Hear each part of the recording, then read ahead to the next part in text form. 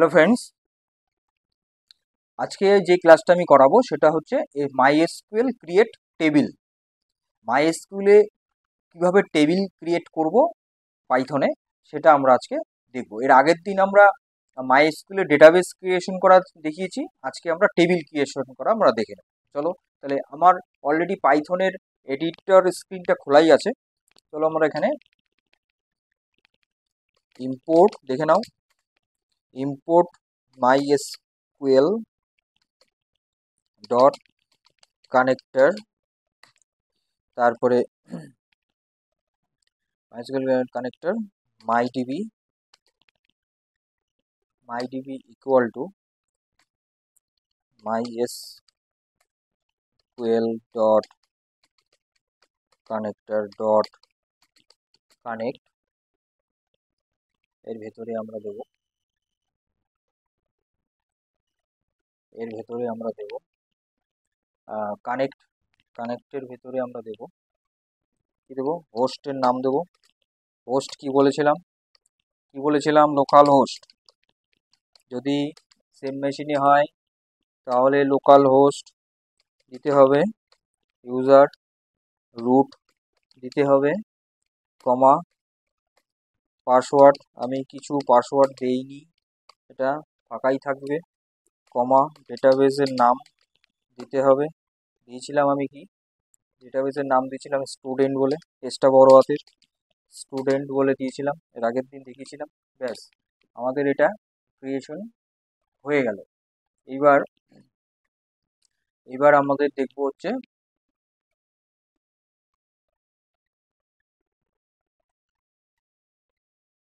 এবার আমরা দেখে নেব, কানেক্ট হয়ে গেল।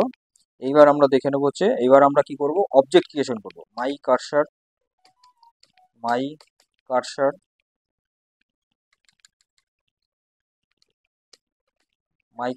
ইকুয়াল টু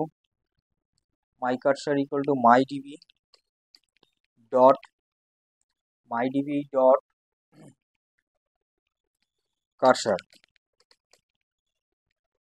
কারসার বলে অবজেক্ট ক্রিয়েট হলো, মাই কারসারটা রাখলাম আমি। এবার আমরা কি করব, এবার আমরা মাই কারসার টেবিল ক্রিয়েশন করব ডট, তাহলে এক্সিকিউট ফাংশনটা চালাতে হবে, execute my cursor dot execute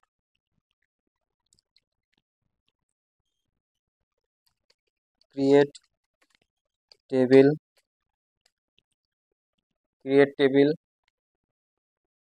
টেবিলের নাম দেই, টেবিলের নাম দেবো std মানে স্টুডেন্ট ডেটা বলে, ঠিক আছে। তার ভেতরে আমরা এবার নেম, ভার্কার থাকবে, ভার্কার হচ্ছে 255, কমা অ্যাড্রেস, এটাও ভার্কার দিলাম, VARCHAR, এটাও 255 দিলাম, ঠিক আছে। তাহলে এইবার আমাকে এখানে ব্র্যাকেট বন্ধ করতে হবে, টেবিলের ক্রিয়েটেড সেমিকোলন দিতে হবে, মানে দিতে হবে, কোটেশনটা বন্ধ করতে হবে।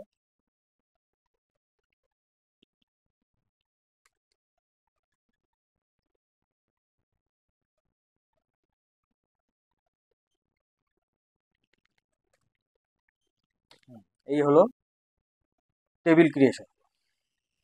এবার আমরা দেখে নিই যে টেবিলটা আদৌ ক্রিয়েট হলো কি না।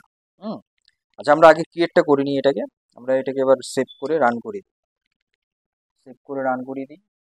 যদি কোনো এরর না আসে তাহলে ভাববে যে টেবিল ক্রিয়েট হয়ে গেছে, ঠিক আছে। যদি এরর আসে তাহলে ভাববে যে এররটা ঠিক করতে হবে। তাহলে এরর এখানে কোনো আসছে না, তার মানে কি টেবিল ক্রিয়েট হয়ে গেছে। এইবার আমরা দেখবো যে ডেটাবেসের টেবিলগুলো হলো কিনা। তাহলে চলো আমরা দেখে নিচ্ছি। তার জন্য আমাদের যে কমান্ডটা আছে সেটা হলো মাই কারসার ডট এক্সিকিউট কি করব, শো টেবিল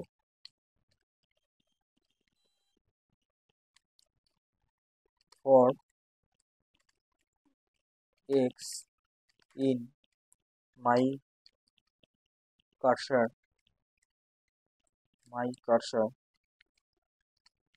কোলন প্রিন্ট, এখানে দেবো এক্স, আর এইটাকে বন্ধ করে দেবো কারণ নাহলে এরর দেখাবে। অলরেডি ক্রিয়েট হয়ে গেছে, সেভ করে আমি দেখবো। তাহলে তোমরা দেখতে পাচ্ছ, দাঁড়াও এখানে আমার এরর দেখাচ্ছে।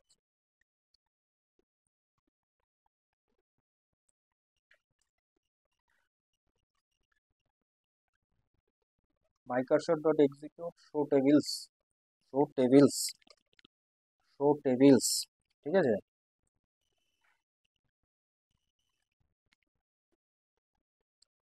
শো টেবিলস, হ্যাঁ এটা তো একটা কিওয়ার্ড, তো ওখানে শো টেবিলস, টেবিল দিলে হবে না।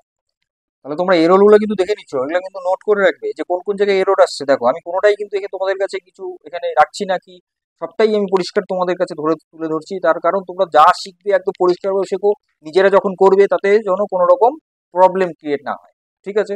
কিরকম এরর আসতে পারে সেটা তোমরা দেখে নিলে, যে ওখানে একটা আমি এস দিইনি বলে এরর দেখাচ্ছিল। তাহলে তোমরা এখানে দেখলে যে স্টুডেন্ট ডেটাবেজের মধ্যে আমার এই 1 2 3 4 5টা টেবিল রয়েছে। হুম, ঠিক। তাহলে এইবার আমরা, এটা হয়ে গেল, এটাকে আমরা কমেন্ট করে দিই, এটাকে আমরা কমেন্ট করে দিই, এখানে এটার কোনো কাজ নেই। এইবার আমরা যেটা করব, ওই টেবিলে আমরা অল্টার দিয়ে আমরা এবার এখানটা প্রাইমারি কি সেট করব। সেটা অল্টার কমান্ডটাও তোমরা দেখে নেবে। mycursor dot execute alter table, টেবিলের নাম কি, টেবিলের নাম হচ্ছে std আন্ডারস্কোর ডেটা। এটার মধ্যে কি হবে, অ্যাড হবে, কি অ্যাড হবে, প্রাইমারি কি অ্যাড হবে। প্রাইমারি কি নামটা দিতে হবে, তাহলে নামটা দিলাম আমি হচ্ছে আইডি দিলাম, আইডি দিলাম। এটা কি টাইপের হবে, ইন্টিজার, অটো ইনক্রিমেন্ট, অটো, এগুলো কিন্তু বড় হাতের হবে, এগুলো কিওয়ার্ড, অটো ইনক্রিমেন্ট, ঠিক আছে।